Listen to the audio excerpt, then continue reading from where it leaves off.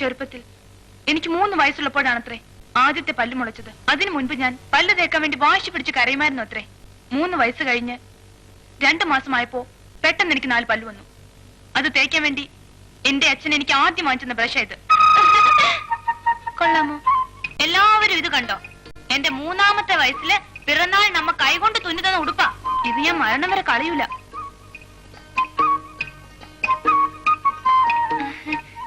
ഞങ്ങളുടെ തറവാട്ട് പറമ്പിന്റെ അതിരില് തേൻകിനിന്ന് ഒരു മാവുണ്ടായിരുന്നു എന്ന് ഞാൻ സുധാകരനോട് പറഞ്ഞിട്ടില്ലേ? പറഞ്ഞിരുന്നു.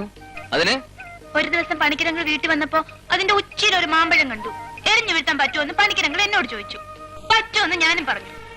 ജീവിതത്തിൽ ആകെപ്പാട് ഒരു മാങ്ങയ്ക്ക് ഞാൻ കല്ലെറിഞ്ഞിട്ടുള്ളൂ. ആ കല്ല ഇത്. എങ്ങനെയുണ്ട്? പണിക്കരെ, ഇതിന് അരവട്ടല്ല, മുഴുത്ത വട്ട് തന്നെയാ. ഇത് കണ്ടോ?